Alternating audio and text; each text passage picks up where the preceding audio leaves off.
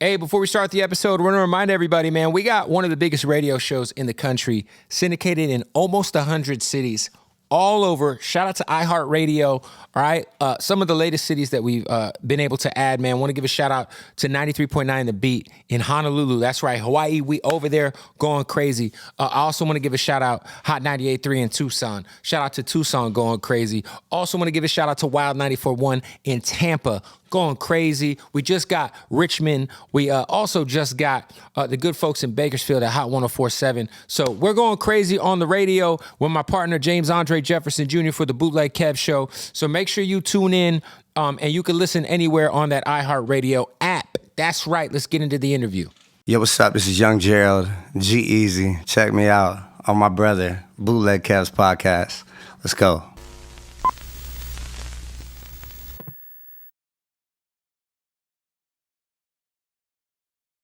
Yo, Bootleg Kev Show, Bootleg Kev Podcast, special guest in here, my brother, man, G-Eazy. Yeah. Welcome. Yeah, man. The new album is out. Feels good to be here, man. Yes, sir, man. It's been overdue. Super overdue, brother. The new album, Helium. Yeah. It's out now. Why the name Helium? Helium. Well, it started with the song, and I think that word is interesting. And then the metaphor of like something that, you associate it with, birthdays, balloons, For celebration, sure. but it's fleeting. Like a balloon that could be bright and then it's flying, you know what I'm saying? Could also deflate and, it goes up, comes down. And it's like the fleetingness of these spikes, these highs, these, that comes with life, and also love. Like something could lift you up, but if it gets too high, you know what I mean? Right. You lose it. Or if you hold it too long, you know what I mean? It deflates, and just kind of that, I've always, through all my music, all my albums, I feel like, it's the Gemini nature, but I've always written about the highs and the lows. Right. The For sure. up and the down, the good and the bad, the dark and the light. So it just kind of fit, and I just think that word is tight. It's a good word. Yeah. For sure. You have a song on here called After Dark. Yeah. That is like a pretty, like, because you have these, you didn't say the girl's name on the verse, but I think you blanked it out. Mm-hmm. But I might have met the fan you're talking about, because I met a fan of yours at a show in Orlando that had an insane amount of your tattoos on their body. Yeah. But the whole for people who don't know the song, Go listen. well, you should go listen to it, but it's also an interesting take, because it's like you have these fans that are like, yeah, particularly this one fan who's so dedicated to you, she gets a bunch of tattoos, and you see her at every single tour stop, and then you eventually stop seeing her. Kind of break down that record. Yeah, so basically, as much as it is like, there's individual people that it's about, I try not to ever write like anything that's so specific. You have poetic license, you have creative freedom, that, you know what I mean? And I don't want to single anybody out. For sure. But it's basically a culmination of like, so early in my career, I remember the first times, because I've always done meet and greets. I've always, hand to hand, fan to fan, like face to face. Like that's how I built my whole core.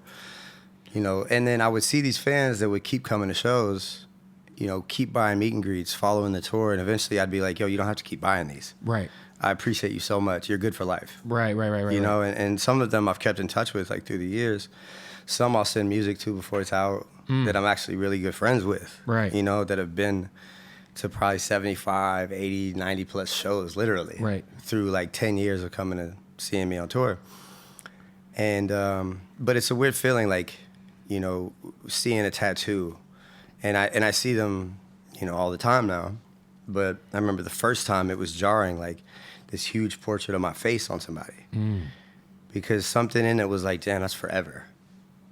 I'm attached to you forever. No matter what, yeah. You know what I mean? And that, in a way, is like a motivation for me, because it's like, all right, you can't give up because you mean this to this person. But, it also comes with a pressure of like living up to who you see me as. And then, they would come back, I'd see them a year later on the next tour, and they'd have 5 more tattoos. Yeah.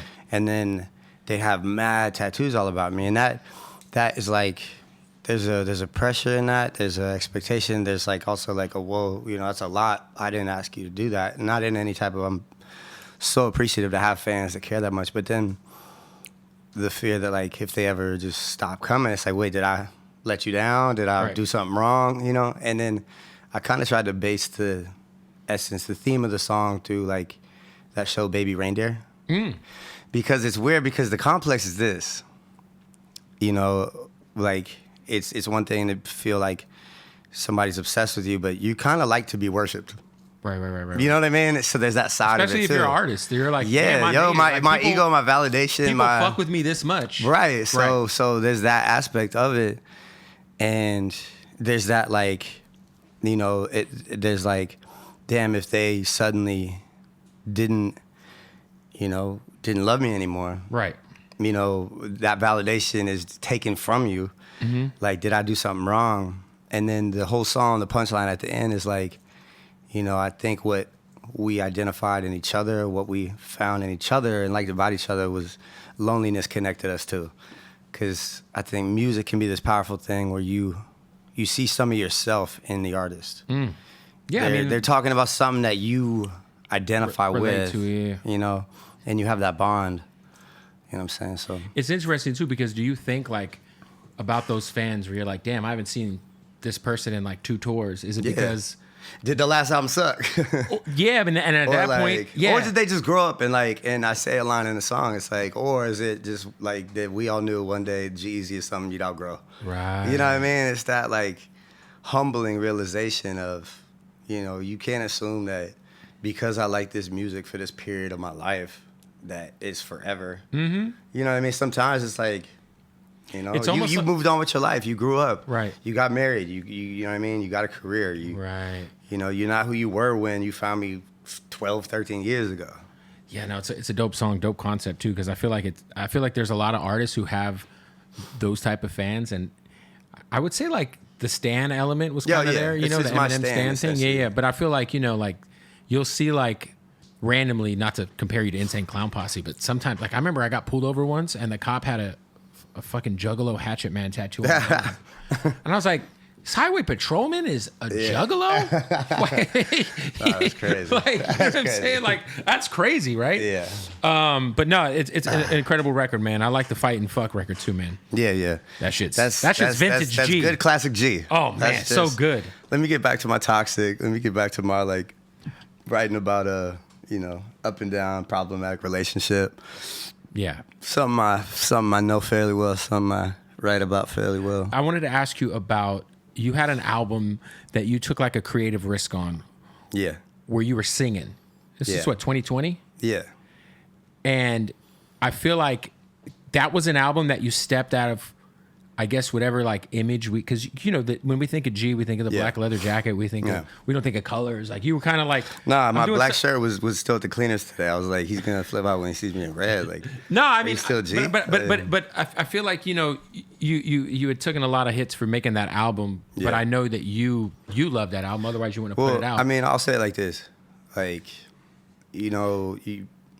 I get it. Like, you go to McDonald's, you want your Big Mac or your, right. The fact that McDonald's doesn't really taste like it did in the 90s anymore kind of messes me up. Like, but, if I want a Coca-Cola, I don't want it to suddenly come in a purple can and taste like Sprite. You know what I'm saying? Like, but this is not just like product. This is art. Mm-hmm. And, 2 things. For one thing is this, like, you keep thinking like, all right, after the second album, if I win again, I'll be able to make what I want to make. Right. And not saying it was necessarily that, but it's like, you kind of feel like, all right, maybe, okay, fine then. If I go platinum 3 albums in a row, right. then I'll finally have bought myself the freedom. Like, to, I could just get some shit off. I could just get some shit off, whether that's me just doing like 90s hip hop shit or whether that's me trying to experiment with some shit like this. I bought myself that freedom. No, you never do.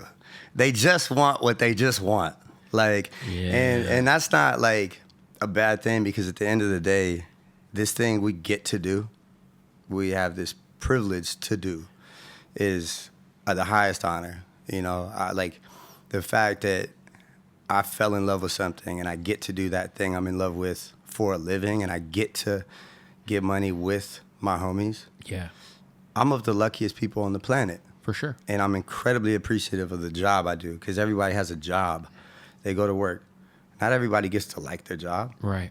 This is work. Right. So who am I to think I could fuck off my job. Right. You know, but there's the art side of it that's like, you know, what if something's in my heart that I want to try?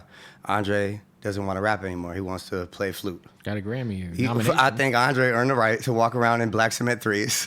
You feel me? A backpack and carry a flute. Yeah. If Andre wants to, Andre gets to. You feel me? He's that GOAT. For sure. But there's still people that's like banging on him to, you feel me, come back and rap. Right. No, for sure. And rightfully so. That's fine. That's how it goes. It is what it is. The second aspect was this. COVID shutting the world down was such a jarring thing for me because, you know, I understand like it was hard for a lot of people. You know, I uniquely and fortunately, you know, had, you know, financially and everything was in a position where for the first time in my professional career, I could kind of fuck off. For sure. You feel me? Because it's like, it's a hamster wheel of like, you know, in the studio, make an album. Tour, get right back in. You feel me? Like, put it out, promo, press run, tour, get right back in. There's no breaks. There's no... Yeah, you had like a 5-year...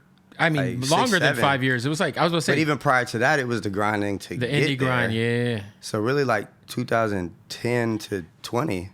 Nonstop, I was living out of suitcases, tour to tour to tour. You feel me? If I had a couple pairs of black jeans, a black leather jacket, and some black T-shirts and toiletries, socks and drawers, you feel me?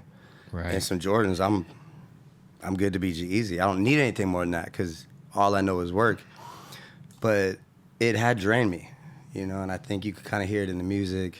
You could see it on my face. You know, I was just like, when do I get to breathe? Yeah. And all of a sudden, the world stops, and I don't have sessions booked every day, 6 days out of the week with different producers every single day where I'm expected to go in and make 3 songs, 4 songs a night, you know, and try to get the label happy, get management happy, you feel me, deliver, like, no, I was exhausted. I feel like that was something like for you where, like, I remember kind of being around you, being in some of these sessions at that time where it was like, it's like, all right, but we need another one of these. God. But we got to make another No Limit. Yeah. We got to make another. Okay, let me just put my thinking hat on and make it a little No Limit. But also, I can also assume for you, it was like you start to like second guess your own self. Hell yeah. Like start to question what I do is what got me here. So like, right. So let me how just about y'all do trust me unequivocally. Trust me. Like trust me. Right. You feel me? Because I'm not like nobody. Right. Like I don't have a doppelganger. I don't have you feel me? You can't even parallel me to, like, who looks like me, is from, you feel me, right. and inspired and raised by, you feel me, how and what I'm raised on, you feel right. me, and has the career I've had, and it's like, I never got where I got by like tracing another person's, you feel me, sound or trajectory or anything. So it's like, but in that time, I felt like I was losing that power, that fearlessness, because it takes being delusional. It takes, you know, the imagination to invent something that doesn't exist yet. You feel me? Like, you have to be so brave and so a fearless leader to have the audacity, you feel me, to think I could get up there and jump around that stage in a leather jacket and talk my shit and tour, you feel me, amphitheaters and Red Rocks and, you feel me, and do all that. But I started to dull because I felt so much, not micromanaging, but pressure and control to, like, too many cooks in the kitchen of make another No Limit, we need this from you, we need another this from you. Then I'm like, all right, well, fine, y'all just fucking do it then. Like, I'm trying to do what I'm trying to do. Then I went so left. Right. When I had that freedom for the first time. Was that you rebelling a bit against, like, I mean, yeah, in retrospect, everybody, like... Yeah, in retrospect, not consciously. Consciously, it was just me being free. And I'm not going to say you can't quantify art as good or bad or whatever. I know it wasn't received as well. It was good to you. It was, yeah, but it felt liberating. So for that, it's a win, you know? Yeah, I felt like, to me, it was, because I do feel like, you know, when you have a certain level of success, we cannibalize, you know, our artists. Like, it's like, all right, well, what's next? Yeah. You know, and if you go an album without another, you know, Him and I or No Limit or oh my God, whatever, it's like, well, you fell off. It's atrocious. It's ferocious out Like, here, most man. artists would like give up like their fucking, you know, to have one of them. Yeah. Oh my God.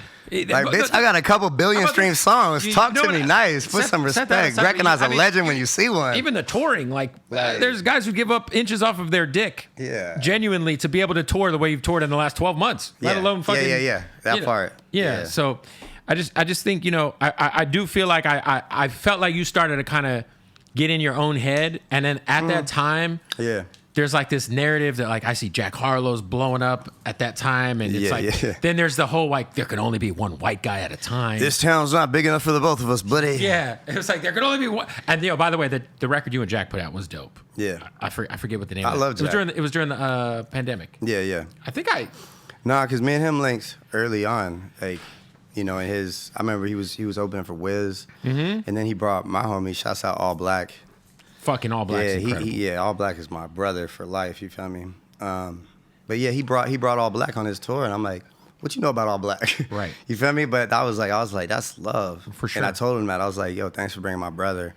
That's hella tight. And then me and Jack linked in the studio when I was in Atlanta, and did that joint. And he was just a solid ass dude. Yeah. Like from then it was like, it's really like people's character, you know, like integrity and intentions and truthfulness, and just like, you know, when somebody's valid, when somebody's a real one, when somebody's a good person. Super good guy, yeah. And, you know, I'm like, man, I root for everybody. For sure. You know, but especially like, you know, when you're a great person in this industry. It's hard to find. Like, it's hard to find, bro. It's hard to find, like, people you would say, like, that's genuinely my friend versus, like, you know. Just like some fucking dude you say, hey, we'll get in one day. Yeah. For sure. Yeah. I want to talk to you about the Bay thing, because I've had a lot of arguments with people from the Bay Area about your place in Bay Area music's history. Because I think that there's just certain conversations that are just factual, because there's numbers that exist in this world. Like obviously it's like MC Hammer, it's one of his most successful units sold. You Too Short E40, like you know, whatever. But for whatever and you know, the other thing I always try to say is, I don't know anybody who was in a position that you've been in with the eyes that you've had on you that hasn't made it a point to do every single thing they can to help put on the Bay Area. Yeah. From the Bay to the Universe tours over and over. Yeah. I think I remember you brought I Am Sue out on the road with you. Pilo, I brought E40. Kehlani. I brought Kehlani on her first tour. Neff the Pharaoh. Yeah. Yeah, I didn't even the first time I ever saw Kehlani was Cool John. Yeah, you feel me? For sure. Yeah. Do you feel like I feel like you don't get amongst the Bay Area tastemakers the respect you deserve in terms of like your place in Bay Area hip hop history? Like, it's like I don't entertain or even spend my energy, you know, thinking about that. Even though as much as like, I think it's important to have chips on your shoulders sometimes. Like, if I'm being like truthful, right? Because I weaponize those chips on my shoulder. You know, like it's like when you watch The Last Dance. I don't even think like Jordan like took like the shit that other players were talking that serious. He just needed something. He needed some fuel to put in the tank. Because it's like it's a long season and you get bored. Right. You feel me? Just give me something to make me fucking want to like rip your head off or something, or like, you know. And I use some of those things that, like, you know, I'm not gonna lie, like it'll keep me up at night or like wake me up out of my sleep. Just anxiety, just stress, just makes me go harder. You know, and there's never not gonna be gas in my tank because of that. You know, but at the end of the day, I know who the fuck I am and what I've done. You know, and it's like, once you realize that you'll never make everybody happy. I'm not tequila. Right. You can't make everybody happy. Right. You know, it's like, you just kind of have to like fundamentally have a level of peace with it and resolve and like self-knowledge, because I know like categorically, you know, numbers wise, you feel me? I know how strong me and 40's bond is. Right. You know, I was just on the phone with him the other day, catching up with Unc. You know, like I know me and Mr. Fab's bond. I know me and Keek's bond. And I know me and, you feel me? Like, we was at an album release party the other day and they had all my videos on mute on the TVs. And the Me, Myself, and I video, and Pilo was in the video. Right. You feel me? Like, I've done everything possible to always, you know, if I have a light I take it and I, turn it and put that light on and share that light with my region. You feel me? Do I make the most Bay Area music? No. Right. Every album's got Bay Area will slaps, have though. short 40, you feel me? For sure. Like some slaps. But, that's not my space. That's not my place. That's not my, necessarily my job, my calling, my, my thing, It's like, but ask me, have I ever charged for a feature for any Bay Area artist? No, and you've done records with everybody. For the love, off the rep, has 40 ever charged me? Right. You feel me? For sure. It's love and respect. And so artist to artist, I know where I stand relationship-wise, you feel me? From D-Lo to P-Lo to, you feel me, to Sue to everybody. So it's like, when I think about who's the tastemakers that's not fucking with me, I'm like, I don't know. And if they don't, then that's on there. Right. Because tell me somebody else who, you feel me, name 2 tours I from the always Bay say to it. the I'm like, universe yo, and took nobody everybody else. I I just could, know you feel me? who So took what I ain't everybody- do? Tell what I ain't do. Everybody Like, from the Bay all over the fucking world, and like I can't what you want me to move back home? Right. And just be in the Bay forever. You know what I'm saying? Like I said to the universe. For sure. You feel me? I want the world and I try to, do everything I can. I always reach back, I see, my homies tell me like put me on some new shit that's popping up. This, that, no, and you that. always are popping up on people's shit. It's always been that way, though. Follow, show love. You feel me? Like it's always been that way. Bring out the kids like at my shows, share my stages, always shine that light. So I'm just like, you feel me? I'm gonna keep hollering from the Bay to the universe, whether I'm in Spain or Maine. You feel Spain me? or Maine, Nebraska or Alaska. You feel me? In Switzerland, I'm gonna be hollering that shit with an A's hat on. Hey, shout out to my bookie, man. Look, the NBA Finals are coming up. The playoffs are in full force right now. So many ways you could bet. If you want to get in on the action, go to mybookie.ag right now. Use that promo code Bootleg when you sign up for that first deposit bonus. That's important because you're supporting the Bootleg Head podcast, and you're going to get that bonus to your account when you are a new member and you sign up. Go to mybookie.ag. So many different ways you could bet. So many different ways you can get in on the action. You could do player props if you think, I don't know, Shai Gilgeous-Alexander is going to have over 31.5 points in a game. Hammer that. You think Luka's going to ball out. You can hammer that. And, of course, you can still bet on your futures for the NBA Finals. And, of course, it's baseball season. All right, NHL hockey still going on. So there's a lot happening. You could get in on that action, plus the full-service casino, blackjack, roulette, all that. Sign up, mybookie.ag. Use that promo code BOOTLEG for that first deposit bonus up to $1,000. That's right.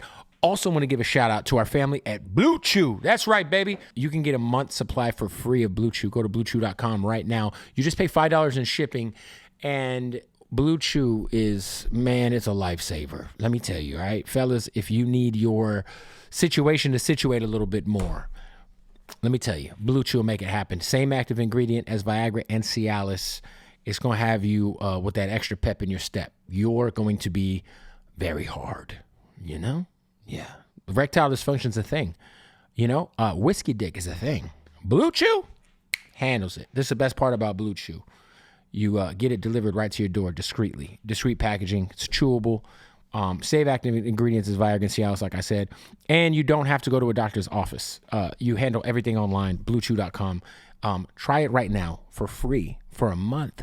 Yes, bluechew.com. Head over there. You just pay $5 in shipping. You'll thank me later. Your wife will thank me. Your girlfriend will thank me. Hell, sometimes you just pop a Blue Chew and rub one out just for fun, Anyway, let's get back to the interview. I want to know, too, man, I was fortunate enough to hang out with your mom a lot. I smoked weed with your mom. Yeah. She was the sweetest lady, man. I know how important she was just like to your fans because you had talked about her so much in your music prior to her passing. What, losing your mom, I know was a life-changing event for you. Yeah. How did that just kind of affect just you obviously, I know it was her birthday recently. Yeah. But I mean, that has to kind of also just pour on to how you're feeling in the studio, how you're feeling creatively. What do I do now? You lost your rock, You lost. That's it. Yeah. You lost for a long time. And grief is this non-linear process. It comes in these waves. It's not, some days you think you're fine. Some days it hits you like a tidal wave.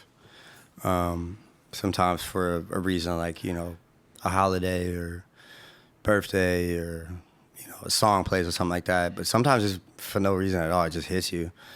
But the thing is, grief doesn't go away until you finally, like Try to make peace. try to heal it. Yeah. And I had written like about this in a song I worked on with Casey. It's like they say grief doesn't go away till you finally heal it. Layers of the onion, I peel it. My eyes water, I feel it. Like I dance with all my devils and my angels now out there wheel it. Like you really got to do the work. You got to feel it. You got to lean into it. You got to cry. You got to cry it out. You got to, and then you eventually learn how to, like, when it comes, you remember the highs, the good times, you celebrate her. Like crazy on her birthday. The other day we were on tour, and I hadn't been performing, either Love You Forever or Angel, 2 songs I'd done in honor of her on, in the set list, because to me, those songs are so powerful. It's like, I can't let those become muscle memory. Right. Like, you feel me? Like, those are sacred to me. It's got to be special when you do it. Yeah, like, I can't share that with everybody. Right. I can't do that every night. Right. So, but it was her birthday, so we added it in the set list. And, I cried my eyes out on stage singing the song, and it was this beautiful moment. But something crazy happened because, so when she would come to the shows, you'll remember this. When she would watch, she would always be in that pit. Right. But slightly to stage right. Mm-hmm. It was crazy because she'd always be there. She'd be smoking. Yeah. She'd have her backwards hat on. You feel me? You'd be like right there. Yeah. You feel me? And she'd probably walk over past you a joint. Like, yeah, but she was always there. Yeah. It was crazy because she would never be on this side of the stage. She'd be like, and I never really thought about that.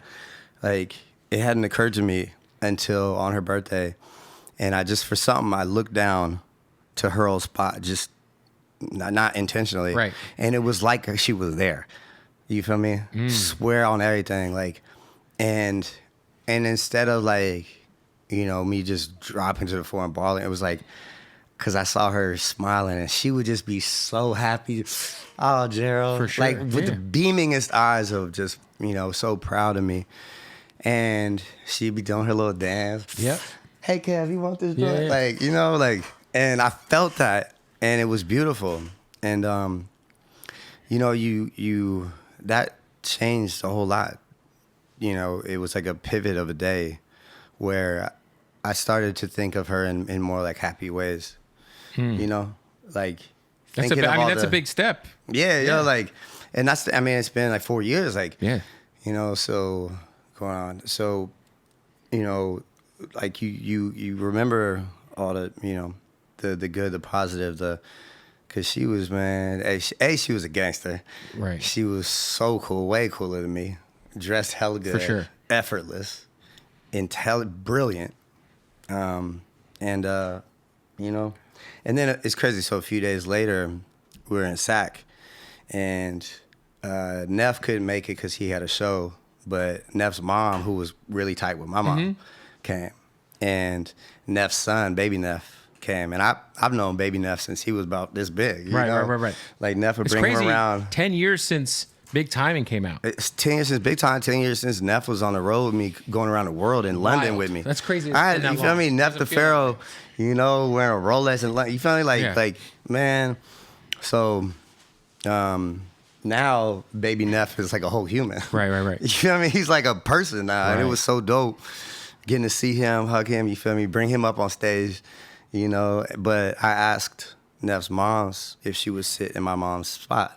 Because she knew the spot. Right. Because she would be there with my moms, Right. you feel me? And getting to hug her before and after the show, I felt like I was hugging my mom because she shared so much of my mom's energies, And it's crazy. I'm not about to cry right now, but she gave me a gift. I forget if it was before or after the show. She'd wrapped it up, and I knew it was a book, and I knew what it was. So I open it, and it's Love You Forever, which is this children's book that my mom would read me.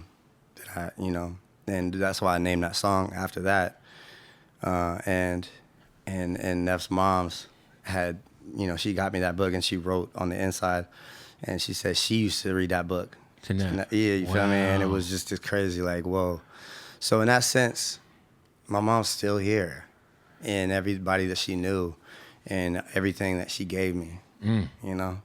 Yeah, man. I just knew. I remember when that happened. You know, I think for people who weren't close to you, it was just so unexpected because we're like, wait a minute, like, Mom was part of the crew, man. Oh yeah. And it was just, I remember just being like, damn, bro, like that one hit, bro. Yeah. So, I mean, your mom was great, dude. And I can only imagine like losing your mom. That's like all of our worst nightmares is losing a parent, you know? Yeah, what I mean? yeah. Or losing a kid, you know? Absolutely. I mean, and my mom would always tell me this, you know, you don't compare pain or anything, but I will say, you know, because mothers are the superheroes of the world, they literally are the creators of life. For sure. You know, they give. We all have a mom. Everyone comes from a mother. Right. Yeah. So, you know, there's a piece of you that's gone because that's how you got here, you know? For sure. But, yeah. Do you feel like the last 4 or 5 years, because, you know, I feel like I know you've gone through like a few different like management situations. You had the OG guys, but in terms of like quote unquote music friends, have you seen or noticed a lot of people, I guess, switch up on you a bit over the last few years? I mean, here's how I view it. Like when you're up, when you're on the charts, when you're rolling, you know, when you're selling, it's like the amount of feature requests, the amount of you know, reach out. But that's like, you know, I just take it everything for what it is. You know what I'm saying? You don't take it personal? Nah, I'm not thinking that's, you know, I know that that's an A&R guy being like, you should get G-Eazy on this one because this sounds exactly like, you know, you should get him on the pop song. This yeah, is like gonna we need a feature right now. Who's hot? Right, G's hot. right. So Let's it's get like G on it's not something. like, so it's not like I'm taking it as like, you know, I'm just gamed up. So I'm like, yeah, you want me because it's there, not because you genuinely, you feel me? Yeah, nah. So I would never like, if you know, switch out or this, that, and the other. I never thought she was like, we weren't friends in the first place. You feel me? It was a play. But also, I'm just like, man, I'm, like I said, man, I'm gamed up. I'm hip to like, so I can't, you can't, what, you gonna hurt my feelings? Like, right. You know, and I'm also not somebody, like, I hate reaching out to artists. You know, I just think that shit is corny. Like, I feel like that's never really anything you did. If you look at all the features I show you did, love, but right. The reaching out, asking for features and favors and looks, like I would get pressured to do it from my label or team, you know, to be like, we got this song, this would sound great with so-and-so saying the hook. You've met them at festivals, shows, they fuck with you. You know, we've reached out to their team, it's not going nowhere. Artist to artist is always the best way. I'm like, don't... Come on, make me do this. Don't make me slide in the You feel DM. me? I'm so cringy. Because even like because then if they, you feel me, like the worst is like you gotta hit somebody with the 3 O's, you know, and then do a bullshit little catch up. How you been, bro? You feel me? How you living? Yada yada, and then 4 or 5 texts in, you get to the I got this record. It's like I hate that shit. That's just not in my character, and I get it though, you know, and also it's like there's also the aspect of, you know, your record has to sell. You gotta, you feel me? Like, well, I feel like if you could get somebody like that's big, that'll shift the needle. Like, and it takes you just swallowing your pride a little bit to get something done. Okay, but yeah, I mean, I feel like a lot of your features, like, you know, you and Gotti and Namir, we're on tour together. You know what I'm saying? Like, yeah. Oh yeah. And it's like the amount of times in my life and career, right, that people have told me that, you know, after it just takes like 10 minutes or more. Like anybody who's actually gotten to talk to me for like 10 minutes or more is like, if I had a fucking dollar for every time I've heard, bro, I had no idea you were this person. You feel me? Like so you take a Gotti, like you spend the summer with me. He's like, yeah, he's a real one. I fuck with G. You for feel sure. me? Like I would pop out, like if YG had an after party, I would just go pull up to his shit with him. You feel me? Just for the love. Gotti the same. They would pull up to my shit. Like we would all hang out. Right. Like, you know, we in the parking lot to the, you know, the amphitheaters all summer, like kicking it, actually kicking it. Right. Doing songs, you know, on each other's buses, like drinking, watching each other's sets. Like there's a brotherhood, a camaraderie. You feel me? Like I really fuck with it. For sure. You know, like when you guys did the Fuck Donald Trump remix. Yeah.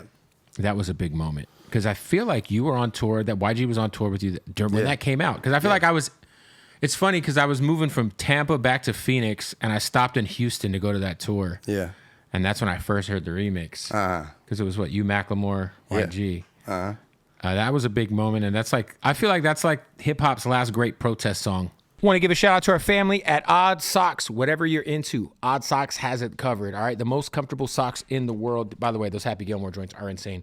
The Ren and Stempies, the Modelos. It's Modelo time. But the Monopoly. What are we doing with the Ninja Turtles? Also, they got your boxers on lock. They got your drawers. OddSocksOfficial.com. Use the promo code Bootleg right now. You'll save 20% off. Let's get back to the interview. Hey, want to give a shout out to our family at Hardin, man, for sponsoring that episode of the Bootleg Kept podcast. I just got back from Vegas and I picked up some goodies. All right, look, the number one dispensary in the world. When you're in Vegas, make sure you pull up. We got so much gas in here. Shout out to Hardin. If you're in Vegas, man, pull up to Hardin when you get in that taxi cab. As soon as you land, say, take me to Hardin. Follow them, Hardin_Las Vegas. Hardin Las Vegas, y'all. Shout out to them. Of course, we bang that Hardin, baby. You already know what it is, man. I do feel like that Fuck Donald Trump is probably the last great protest song in hip-hop. You were on the remix. Yeah. You were on tour with YG at the time. Mm-hmm. That was a wild era. That was right around. That was 2016. 2016. Yeah. Yeah. And I remember that summer on that tour because we would perform it every single night. I don't care if we're in Alabama. Wherever. You feel me? Yeah. Like, if you feel something, stand on it. Right. Don't just say it in California. Right. You feel me? Nah, say that shit everywhere. Yeah. And, you know, we had a huge LED wall, you know, on that big-ass amphitheater stage, you know, and he would come out during my set, headlining 15,000 people with a huge red LED wall with big, bold, sans serif, all-cap, Helvetica letters, fuck Donald Trump. Right. Just there, the whole song. And I would see people leave. Okay, like cool. Like bounce. Right. You feel me? We also had like, you know, booths set up, you know, to sign up to vote. You feel me? I remember Like that, yeah. I come from a lineage of strong women, you know, of activism, counterculture, of protest. And, you know, I was raised very liberal, you know, very left, but like, you know, growing up in the Bay Area, of course, right, with a long, rich history of counterculture and activism, of course, from the Panthers, you feel me, to, you know, Summer Love, you feel me, like all that. So like, you know, like us doing that song, you know, and still to this day, like, I'll play that, you know, even if I just dropped a hook, I'll say like, you know, before we go any further in the show, you know, we were in Europe. I'm like, you know, there's some fucked up shit going on in my country. Sorry, guys. You know, sorry, y'all, but I'm going to say how the fuck I feel. Yeah. And this is how I feel. Right. Fuck Donald Trump. Right, you feel me? right. And I just, you know, not to create even more division, because I think we're in the most divided time right now. Right. You know, but like, you gotta stand on it. You gotta say how you feel. Like at the end of the day, man, it's like, and I'm not saying artists, like, we're not politicians. We're not, that's not our job. But this is a requisite, like a required conversation to be having. Yeah. Because you can't just sit passively. You know, this is dialogue that's like a civic duty. You feel me? And as somebody, like, I could be kicking it with the homies, you know, or like at a bar or something like that. But there's one person, chances are, at the bar that has a device in his pocket that could talk to 10 million people. Right. You feel me? And not saying that I could shift the needle or do anything with it, but it's like, You have there's a special responsibility to just if something bothers you. If you feel strongly about something to that point, it's almost like you're, you know, the responsibility of having that many people having eyes on you. It's almost irresponsible to be silent. That's why I respect so much what Kehlani and Macklemore are doing, standing up so strong for Palestine, because it's like so many people are worried about whatever the blowback is. It comes from that, and it's like Kehlani's like, I don't give a fuck. Like, this is a human issue. This is not this is like, and you know, shout out to Macklemore, same shit. Like, shit, Macklemore's fucking, shout out to Macklemore. Great guy. Shouts out, man. Great one of the best guy. human beings. Best human beings, bro. Yeah, just such a good dude. I never did no weirdo shit. Nah. Like, you know, like, yeah, shout out to him. But nah, I always thought that, like, you know, I just had Chuck D on. And we were talking, I was saying, man, like, I don't know. You know, when I was growing up, we had like Immortal Technique. Yeah. And we hey, had shouts like, out Immortal Tech. We had like some like real dope politically charged hip hop to learn from. And I was like, the last great, like, I don't know who RPE is. And I said the last great, like, Well, the real kids don't wanna protest hear song it. was Fuck Donald Trump. And also, But what was so brilliant about Fuck Donald Trump is the simplicity of the hook. It was so anthemic. it was also a banger. It was that shit, absolute slap. Like, absolute slap. Play that shit in the club, You feel play me? that shit at a And festival. that shit, Even if you fucking Like- voted for Trump, you're like, this shit's hard. Like, I can't even lie, that shit be gone. I also think Like- too, like hip hop's grown to the point where so many people are fans of the music from everywhere because of the Yeah. internet. So it's like, it's almost like, there's so many people who are like fans of the music that aren't necessarily like, Lil Baby had a real strong record. I ain't gonna lie. I don't remember it. I remember the Baby's verse on the Rockstar remix was dope. No. Lil But Baby. Lil Baby did have a record. He had that, like, I'm not gonna say it was a protest song, but It was during a the strong, George Floyd like, shit. Yeah. like, socially, like, Right. commentated, yeah. Yeah, I just remember listening to Immortal Technique and finding out about CIA psyops and all kinds of crazy shit. But Killer the Mike thing- but too. the Shout out thing to is, Killer like- Mike. Killer Mike. Gotta say Killer Yeah, Mike. for sure. Shout out to Killer But Mike. the thing is, like, you lose the kids when it gets too, like, too Yeah. word heavy, too lyrical, miracle, spiritual. Like, No, you're you feel right. me? It's almost like so then you miss the whole, like, The whole- the point of, like, you feel Right. me? And you forget, like, protest is like, marching and chanting one thing. Right. So then you equate that to Fuck Donald Trump. That's the equivalent. Right. That was really It was that really is a perfect protest song. Perfect. Because it was good. It's like sonically like Yeah. I can hear this in the club and keep Right. dancing. Damn. Yeah, such a great record, man. I'm gonna start playing that every time I DJ again. Yeah. Are you still DJing? I love DJing, bro. You know what's funny is I was with you at 11 in Miami. Yeah. A couple years ago. I had a good time. Not too Yeah, good. you came up and you Not too we good ain't of a gonna say time. here, but you But gave I me was some props. very It was like- surprised how good of a DJ you were. Yeah. Like you were like fucking beat matching and shit. And I was like, Yeah. oh shit. Yeah. Like Quiz taught this guy some shit. Hey man, I mean the thing is, I've been making beats since I was You were 13. there. Yeah, I was fucking. Yeah, I've been making beats since I was 13. A lot of people don't know that. Like I got started making beats, and and then I started writing raps. But cause we had like a little clique, like a rap group, and I was always kind of the one like making the beats. Like maybe it wasn't until like 17, 18 where I was like, wait, I could be the star. You feel me? I could be a solo act. Feel me? Right. Like one day I realized like shit. Wait, no, I'm handsome. Right. I could be a star. I'm like in love with the work part of it. Like I'll work my ass off to like, you feel me? And like managing a bunch of other egos and like energies is a lot. So it was like, wait, I could just embrace that idea of like me rapping.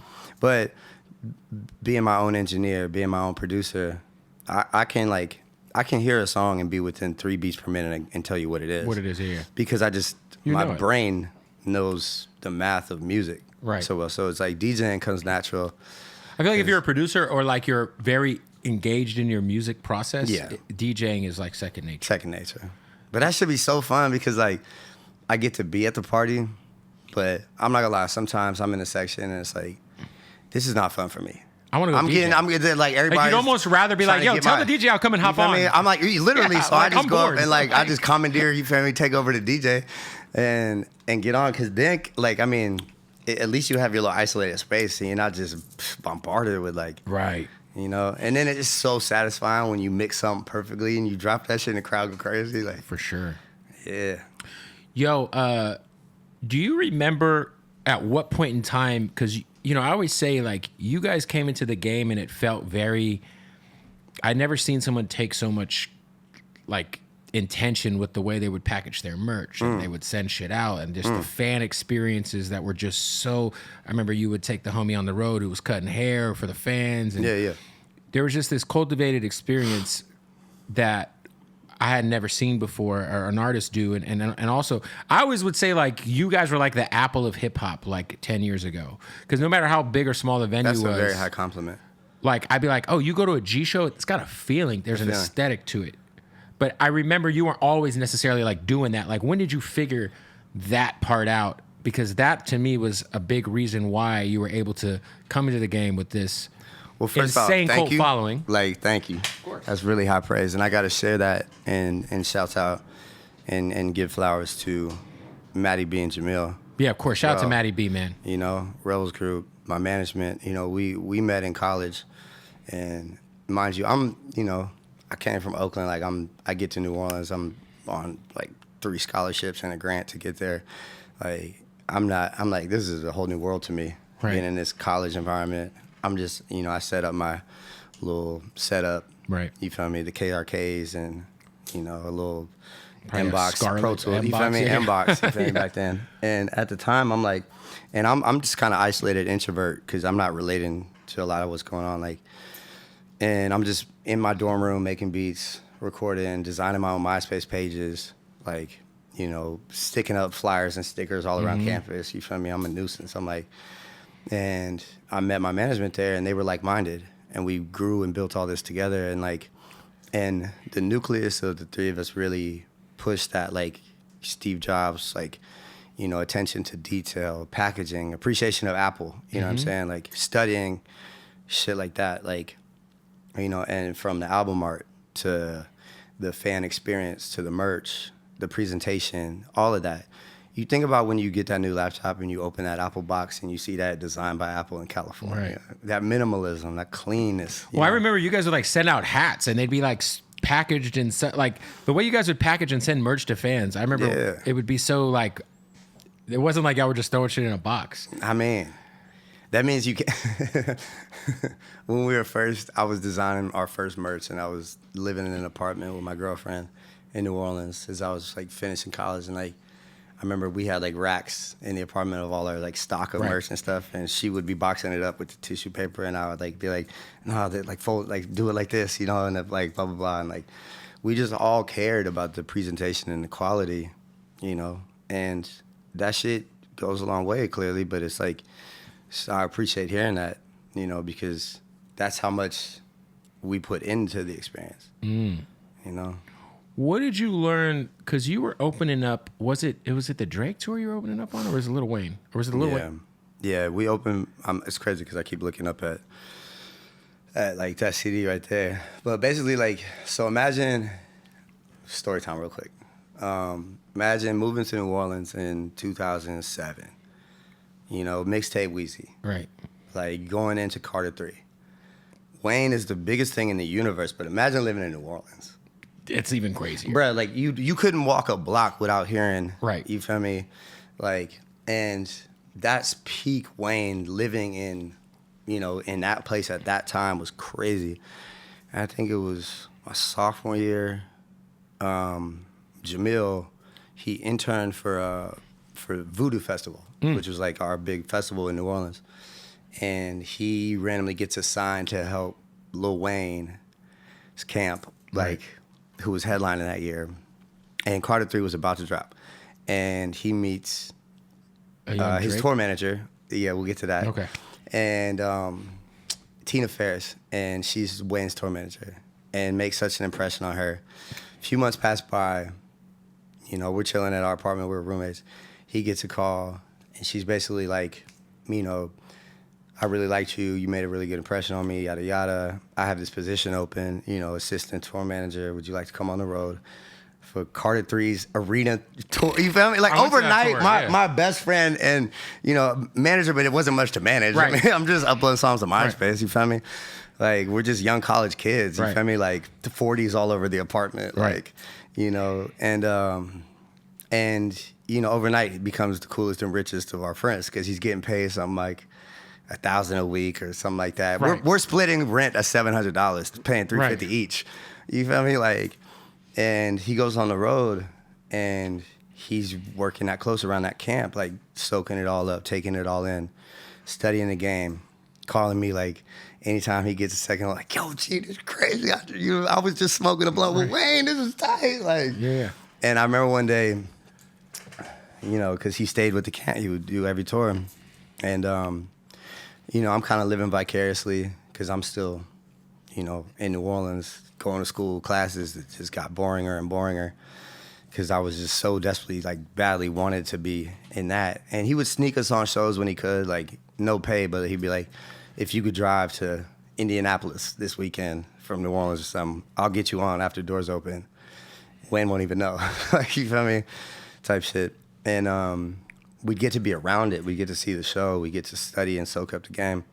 But there was one day where he was like, yo, G, Yo, I've been chilling on the Young Money bus, smoking with this guy.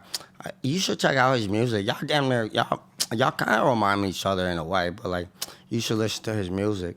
It's myspace.com/Drake. And like, you feel me? Earliest time. And then he has a bond with Drake. You feel me? And when Drake starts to pop off, who does Drake want to be his tour manager? You feel me? My man, you feel me? Yeah. And they built, that bond together, and worked together Drake's whole career, and just being around, through a third party kind of like step of separation of, but having a lens that like I got to learn, I got to be around it, I got to, he would sneak me on some Drake shows. I don't even think Drake knew I was on the shows. Hilarious. But then that led to meeting Tez. Right. Who came to see me at my first headline show in LA. We had sold out to Roxy. And the line is down the block. Past the whiskey. You feel me? Had kids like wearing all black, waiting in line, you feel me? And Tez came, he said, "Oh, something's going on here. You have my attention now." Right. It's not just Lil Jamil keeps banging on me, talking about, listen to my artist. He's like, yeah, whatever. He's like, okay, you have my attention now. Right. Something's moving. Comes to the show. And that was a pivot turning point. And that led to what Jamil had been campaigning and trying for forever, was getting Tez and Blueprint Group, G. Roberson, G. Nelson, Al Branch to come on board and help co-manage. Right. And that changed everything. That brought us, to RCA. And then they got me on opening for Lil Wayne all summer. But I was like, early. The second of 6 acts. This is like, people are walking in, finding, they're like, where's seat C16? Yeah. Type shit. Who's this white guy on the stage? Right. And I'm like, make some noise. They're like, where's my seat? Right. But like I was getting like $800 a show or something, $1,000 a show. It was enough to like pay for the bus, barely. Right. And just be there. Cause like sometimes you'll take a loss just to learn some shit. Go put yourself in a position to soak up the game, Right. like make some connect, like, you feel me, get some exposure, but really just soak it up. And I remember, what's his name? Adrian Browner, the boxer. Yeah, the boxer, yeah. Yeah, he was on the tour. He was on tour? He was rapping that summer. That makes sense. And they had him going first, and then it was me. He probably bought his way and then, on the tour. chill. Nah, shouts out him, man. We Shout out to him. I'm sure his music was amazing. Also. But anyway, so it's like first and second show of the tour, because it was him, me, Audio Push, Hit Boy. I remember that. And Shout out to Audio 2 Chainz, Push. T.I. Wayne. That was the package. That was that summer. That was the HS87 era. Yeah. Shout out to Hit Boy. And and I'm like, I'm sticking out like a sore thumb. Hit Boy did Random, right? Nah, who did that Random? was OZ. Who? OZ. Okay. Yeah. Didn't Hit Boy do something on your album? Yeah, we've done a ton of shit. But so like, I'm aware, like I'm the white boy getting. I'm not finna change my look for anything. You feel me? I'm not finna, I'm gonna wear my varsity, slick my hair, you feel me? I'm G-Eazy. I'm gonna be me. And Adrian Browner, I called up tour management after the first show, like, who the fuck is the white boy? I don't want to play after. I want to play before him. Like, and then I don't know if I should say this or not, but basically there was an agreement of like a deal, and I took that, like I was like, you go second, fine, and so he was paying to go ahead of you. Like yeah, just like on some like. I'm like, all right, I counted up how many shows we have left, added by that number. I'm like, okay, I know what I can do with that. It's fine. Go ahead, my pride buddy. is not hurt. It's all good. Yeah. You feel me? And that's no diss to, you feel me? But I just took it as, that great was a deal for sure. Yeah. Great deal for me. Like, and that whole summer, man, like, I would get on my stage, and it hurt your pride a little bit. Like, getting on, try to be like, make some noise. It's easy to get up in front of a crowd that's like eating out of the palm of your hand. It's hard to earn people. Earn people, work for them. Like, you don't have your fans here. Ain't nobody here to see you. Right. Like, and I would go back to the bus. We had a little makeshift studio set up. I'd work on making what would be These Things Happen all summer.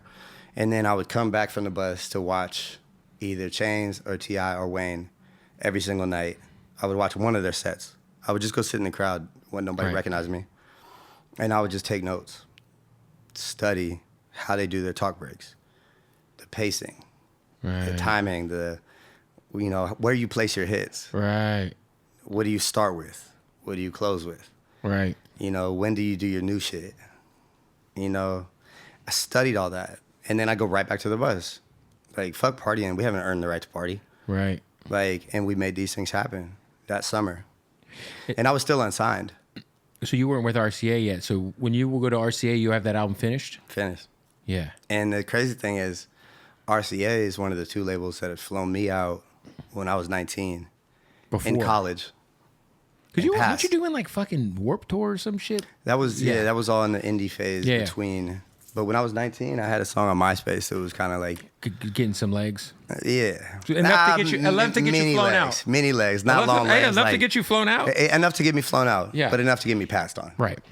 And you sit under those fluorescent lights with all the suits in a boardroom, and they're like, so what's your story? Boy, I froze up. Right. But it's a blessing because I didn't know who I was yet. I hadn't found my style, my voice, the identity, the pocket. Yeah. But that chip on my shoulder of them passing on me was like, damn. And that flight back to New Orleans, I'm telling all the I'm about to get signed. Right. I'm going out to New York. I've never been in New York. Right. I've never been in a hotel room. I'm like taking pictures of the hotel in Manhattan. Like, this is crazy. And that kind of rejection will make you dig deep. And, they don't tell you that they're not doing the deal. They're just like, it was so inspiring meeting. We're really excited. Right. We're going to be in touch. And never. So you're going back to school. You're back in class on Monday. You're like, I don't know what's going to happen. It was my life. Am I going to finish school? Well, damn, I must suck. Yeah. You feel me? I must not got it. Right. Or fucking fuck you. Yeah, I do. And just work my ass off. So when they came back around, I had these things happen done. I had just toured with Lil Wayne. I had done Warped Tour. I had done the hard work that I didn't necessarily want to do, but anything to get me in front I remember of you were doing I think you did Club Red and AZ. This was before. Yeah, that was the Roxy tour. Yeah. Mm-hmm. Yeah. You were selling out like motherfuckers. The whole tour sold out. 100%. Yeah. Yeah, and so then when they came and I flew back, then I'm like, you remember me, right? Because I told you I'd be here. Right. So this time around, I want what I want. Right. So get me right. Otherwise, I'll go next door. No, for sure. You had the proof of concept. Yeah, because I don't need nothing from you. It's crazy to think how amazing that album was, and it was it still was kind of you had it you had obviously gotten plaques off that album. I mean, it's one of my favorite songs. I mean it, platinum or double platinum. Tumblr Girls, platinum or double platinum. Talk about an era. Been on gold. I mean, bro, but it's crazy to think that album. I remember I was doing radio in Tampa at the time, and I was screaming at the program director about trying to get I Mean It into rotation. I was playing it on my underground hip hop show Sunday nights. They're hating on me. And they still didn't believe. They're hating on me. RCA didn't, and RCA didn't do you no favors. RCA didn't do you no favors on the first album, by the way. No, none. None. I paid out of my pocket to all those videos we had shot before the deal. But it's such a great fucking album, and you said, fucking. But you know what it is? You know what it is? Because you gamble a little better when it's your money you're gambling with. Right. You feel me? If I'm gambling with a corporation's money, okay. But if I did Warped Tour to make this money, I was sweating all summer on a fucking tour that I wouldn't have ever been on. I don't want to. You feel me? But I worked hard to get this, to save this up. I lived out of a suitcase with no apartment. You feel me? For a year. And then fast forward when it's dark out. So when I'm spending 25 bands to shoot the Far Alone video, or 25 bands to shoot the Almost Famous video, platinum by the way, Far Alone platinum. You feel me? And then when we did the little radio campaign, we spent 25, 50 bands for Far Alone. That's my pocket. Yeah. So it's when it's your money at stake, you're I'm gonna spend this wisely. Right. Because I got skin in the game, and so that's why when we came to RCA, it's different. We did this. Do you remember when you guys? Because it felt like everyone jumped on board once me, myself, and I just well, went. yeah, because it was like fuck. But did you guys have any idea okay, this is going to be the record that changes everything? And because you already had a lot of success, and you were already touring. I think by then, I think that was the G I Am Sue tour was before. That was after the first album because I think that's when I saw you in Tampa. Yeah. Because I remember I took I Am Sue to McDonald's. Yeah. But shouts out I Am Sue, man. Legend. Legend. But we knew each other like growing up, man. But it was almost like you were like still kind of like underground popping to like the like if you knew you knew.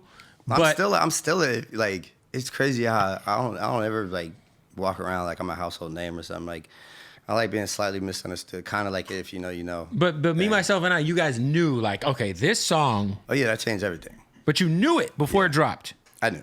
Yeah. I knew it the second. So like first album, they projected these things happen to do like 5,000 first week. It did 50. It's platinum now. Like crazy. Like in the U.S., like it's platinum in many countries, but in the U.S., over 1 million sold. No real radio hits at all. Correct. You know what I mean, second album is like the hardest thing in hip hop. To do it once is the hardest, but then to do it again, and then the third time is hella. Even it never gets easy, basically. But the second one is like that's where you solidify yourself. And we were so locked in making that second one that would change everything. When It's Dark Out, like that's my best album. Like it's my favorite album. And I remember like pushing everything in my life to the side. You know, friendships, relationships, just locking all the way in, taking all the right sessions that, you know, and I'd met BB Rexa. You know, she, our teams had got in touch or whatever, we hadn't met. We do the session with my friend, Mikey, who I've worked with years prior, and she said she had like 2 demos to show me that she was really excited about. But one she really liked. And she plays me the first one, and I'm like, you know what I mean? I never wanted to like, you're like you know, because you don't want to put somebody down. Like it's beautiful. It's just maybe not for me. You know, because she's fucking like her voice, her writing, is brilliant. She's that special. And the second idea she showed me was what will become Me, Myself, and I, and it was just like her and piano, and I remember hearing it, and the whole world stopped. I was like, that I don't need to hear anything else. That's the one. And that part is the chorus. Mm-hmm. Like, I don't know if that's even initially how it was, but I was like, okay, yeah, we're done here. Don't play anything else. That's the one. And, you know, we sat there that day. You know, I was like, let's do halftime drums. So it has that, like, pocket, you feel me? Let's, like, redo the chorus, add in some synths when it gets to the chorus, and then that that's the post where it goes all the way. And, you know, she has that iconic voice. She's an iconic writer. And, you know, shouts out to BB. I mean, she changed my life forever because, let's be honest, that chorus, you know, with that production, that's the heavy lifting. For sure. The rapper's job on a song like that is fill in the blanks and don't fuck it up. Don't fuck it up. Literally, don't get in the way of the record. Right. Like, that's, you know, so I'm just being, like, literally honest about that. You know, BB, you know, she did that. And I knew. And out of the whole album, you know, like, a lot of rappers, like, we'll go in and we'll do 5 songs in a night. Sometimes even more. You know, but you can get lost in that because it's like, okay, or you could do 1 or 2 and really spend 10 hours finishing it. Apply yourself to each record. Okay, no, it's good. Yo, we got one. Just lock in on this. Right. You know, whether it's tightening up the verses, whether it's the production needs something, whether it's like add this and that. And sometimes it doesn't need anything. Sometimes you just go in, you could punch in and freestyle and shit just comes out. But sometimes with a record like Me, Myself, and I, it's worth the work. Stay in there. If this song takes 18 mixes, I don't care if it takes 28 mixes. We're going to get this one right because this one is going to do more than 10 the other 18 songs on the project. Right. You feel me? So it's like, pay your attention, do your work, have your patience, and focus for this one because this one's going to count. This one's going to, like, maybe change your family's lives. For sure. Those 3 minutes and 30 seconds are different than the other 3 minutes and 30 seconds on all the other ones in a way. Yeah, no, it's crazy because it's like that to me. It was like everything changed after that. And then it is interesting because I remember there was do you remember because I was fighting for you on Twitter, Instagram, or something. Yeah. We talked about it. You banged on me like you banged for me so many times, bro. Well, listen, there was a fucking Like- there was like an MTV's hottest artist list or some shit that dropped hottest rapper list, and I was like, wait Yeah. a minute. So you mean to tell me the guy who's currently headlining a fucking amphitheater tour and has the #1 song in the country, you guys don't even talk about on the whole fucking show? Yeah. Mm-hmm. Yeah. It was crazy at the Yeah. time. Mm-hmm. Yeah. But you know what? As much as it's like, you know, there's a lot of outlets that have, you know, it's like a taboo to like to fuck with me, or maybe it's just they never met me, so they don't know who I actually am. Yeah, I think a lot of people might be like, well, you mean the guy who like performed with Britney Spears on the fucking iHeart Yeah, Awards? Or- like you fucking wouldn't like any. You Yeah. feel me? Like By I the way. remember being a little kid watching her kiss Madonna, being like, You kissed her, right? On the thing? Like- Did you kiss Britney Spears? You, by the way, I don't want to say any names, but I would just like to point out that young Gerald here has kissed all of your favorite famous rappers before their boyfriends did. Hey, man. Respectfully.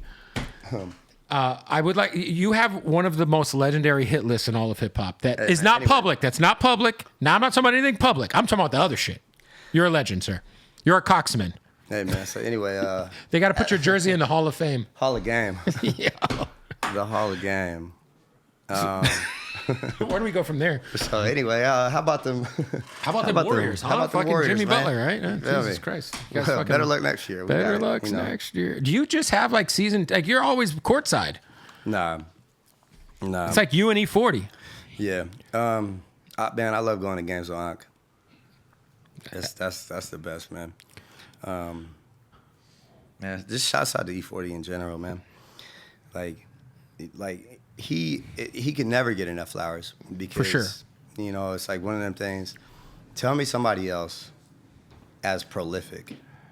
Now think about the word prolific. That's like, you know, who has more albums, you know, a bigger body of work, you know, is still working his ass off, like you feel me? Reinventing himself, having slaps after slaps. And then his multiple different ventures. you know, ventures. This motherfucker got goddamn He got a whole ice alcohol cream, empire. alcohol. He You feel got me? And the goon with the spoon, like the goon come with the on. spoon. He's got the Filipino shit. I don't know how the lumpia. He's got the lumpia.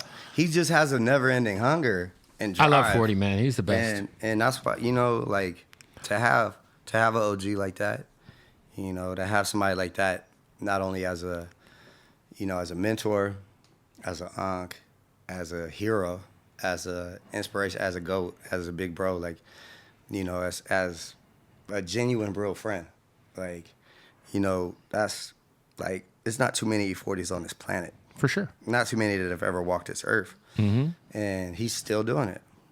Like, still putting out music, still relevant, still tapped in, still sharp, you know? And it's like, I get it because, you know, he's so distinctly, uniquely himself. He won't try to just blend in just for the sake of, because the worst thing is when an OG tries to do some shit for the kids and it feels like he's reaching or something. Right. It's like, 40 is like, you either going, like, you feel me? You gonna meet me here, or, Right. Or, you know? or stay over there. Yeah. Yeah, like it's like he's gonna do his thing, you know, his style, his way. And if it's not for everybody, it's not for everybody. But like, man, He's a legend. How much are you hip to like you know, obviously there's a lot of dope New York young on energy out of the Bay. LaRussell's going crazy. crazy. Are you still like, because you're a fucking hip hop head at heart, like are you still like pretty like try to keep your ear to like the shit Always, happening? Yeah. Always, man. LaRussell was on tour with me on this last run. The last run, because there's like the run currently, but then there was like the first half of the we've tour. been on tour. We just finished, but it was. But you basically like 6 broke it months into of like touring. six like two separate legs. Two separate legs. But the yeah. first leg he was on. Yeah. And that's just like I was saying earlier, like I've always, you know, brought, you feel me, some like Bay Area rappers and artists like with me on every tour I've done.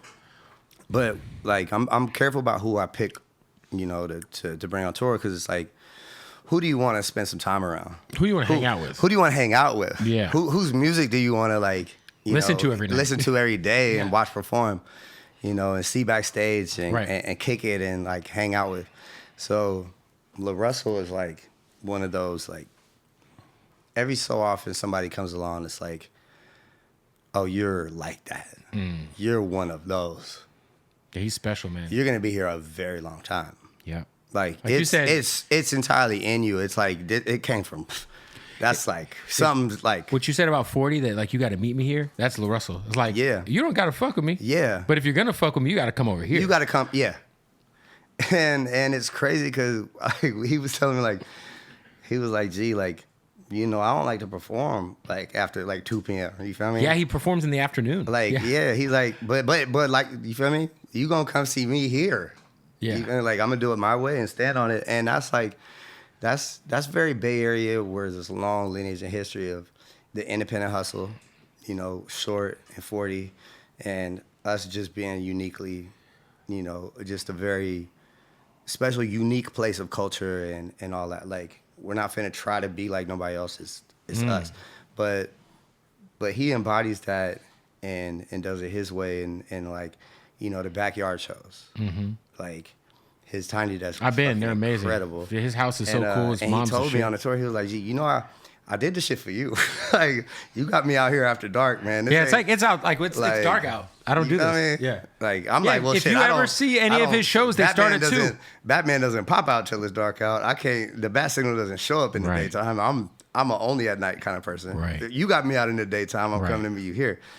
But LaRussell's like, you know, he was like, I did it because I fuck with you, G. Right. Like, I'm doing this because I want to hang out with you and I fuck with you. Right. And the combos we got to have and like picking each other's brains, and like, he's sharp as a tack and can Yes. rap his ass off. It's just so innate, so natural, he's so blessed and talented. You know, Simba the Special. same like Simba's type of way, incredible. man. Yeah, Can Simba's rap an alien. his ass off. Simba's a great mind too, man. Yeah. That motherfucker's podcasting. He's hanging out with Gilbert Arenas. I loved what he said here. About Adin Ross? Oh yeah, Adin Ross is. I don't know what's happening. But just like, no, he's you know, just in general, like, why the fuck are you talking about that? It's just, you And I know, don't know that man. I don't know him either, but when I saw that clip, it's like, bro, like, hey, like, are you drunk or what? Or like, but who? Like, why are you? I just don't believe in, like, I don't have no beef with nobody. Right. The only time is if somebody like is that being that negative, because otherwise I'm just, you know, It's just what sparked you to even talk about somebody else? Yeah, to me, it's like we've had this weird 3 or 4 years where like there's been like a, and obviously you and I are both white guys in hip hop, so we're guessing the culture. It is what it is, but there's been like this weird mixture of worlds where it's like all of a sudden there's these characters who have followings online who whatever they say, because of how many people follow them or how famous they are, there's coverage, which Yeah, gives yeah. it some sort of merit to certain audiences. And you're like, yo, like, you know, like I said earlier, I said, you know, I saw, and I'm cool with the Nelk Boys, but I saw Kyle from the Nelk Boys talking to Adin Ross about Kendrick Lamar and his album. And I commented under it and I said, this is like watching two blind people talk about a painting. Because these motherfuckers have no idea what they're talking about. Like, what are Yeah. we even doing here? And like, that's not to take, you know, obviously. But it's in an interesting time in the world where you talk about coverage, you talk about, you know, because mainstream media or radio or television doesn't exist in the same way, and you have these Fringe these guys. platforms that are Right. like have massive followings, and like they talk to the world, you know. But who gave you that like credibility or like you gotta give some blame to the people who validate them. yeah. And I got to give blame to Drake and all those guys because instead of Drake going and sitting down with like a hip hop platform or even someone like Academics, however you feel about Academics, Drake should have went and sat with Academics before he went on fucking Adin Ross's stream. I mean that with all due respect, but it just is what it is. So there are people who do validate those guys because they deem their following big enough to put whatever they feel about whatever to the side to go sit down and shoot the shit online. So there are people who have validated those folks, and you got to kind of look at them and be like, hey, why not go sit with Kai Cenat or fucking or DDG or, you know, anybody who's like not a fucking goofball. Like, anyway, I say all that to say that. Yeah. So the new album is out. It's called Helium. It's incredible. And are you still? Is the tour over? The tour never is over. The tour's never over. The tour never. For you? Never For the rest of your life, you're I always going to be I got able. two more. I got Vegas Friday. I got Orange County Saturday. And then Are you still doing Zook? Nah, I'm at the Win now. Oh, the Win, much Winning better. at the Win, baby. Much better. The Resorts World's a fucking shit show. Nah, man, nah. No, I mean from a gambling perspective, because I'm a fucking degenerate, and every time I go, Luckily, that's a vice I don't have. every time I go to fucking Resorts World, it sucks. To me, I'm like, Never been to Zook, by the way. Never been. People without certain vices always like, it's crazy because it's like, I miss to the me, Dre's- gambling makes no sense. I I'm miss like, the Dre's days with you. Casinos always win.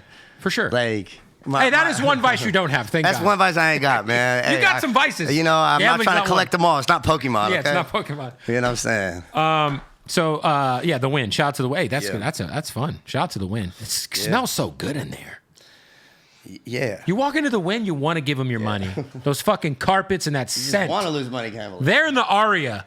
Nah, I'm like, dude, like the business model of a casino. Like, imagine like I'm gonna be the one to win. No, right? Yeah, listen, G, I appreciate you. Casinos always win. That's why they call it the Win. You know what's crazy? I don't. The only time I've ever Hello. the only time I've ever destroyed a hotel room. Yeah. You were doing Dre's. You got a bunch of Didn't rooms know where upstairs. you were going with that. You were doing DR. Me and fucking went Mod, to a me and different Mod's valve. son, me and Mod's son are up in whatever suite you have, Yeah. and we've destroyed your room on purpose. I'm not sure you were. I think you would have watched us, but we fucking broke everything in the room. Me and MGK like shattered up. The night we like got cool, like we could have almost died. Like climbing likes this to break structure. shit. He likes to break climbing shit, this structure outside of our hotel that was like 100 feet tall. There was like an art piece or something, and I climbed up to the very top of it, and I felt it kind of wobble, and we're just up there like drunk, just like Not a good idea. Kind of like, brother, Whoa, you could have Owen Harted down. yourself. Yeah, that's a bad look. Anyway, Nah, appreciate you pulling up, man. We shattered the hotel room. Shattered the hotel room. It is fun. Yeah. Yeah. Fuck the hotels. Anyway, appreciate you coming through, man. The album is incredible. If you have not heard it, Helium, it's out. Front to back. Helium. Out now at Tower Records and Warehouse Music. On You know what's crazy? This empty building next to the studio? Used to be a They warehouse. turned it into a Tower Records just to shoot a scene for the new Michael Jackson movie. So for like a week, next door to us, we had an 80s style Tower Records. That's why. Yeah, it was kind of crazy. Anyway, appreciate you, G.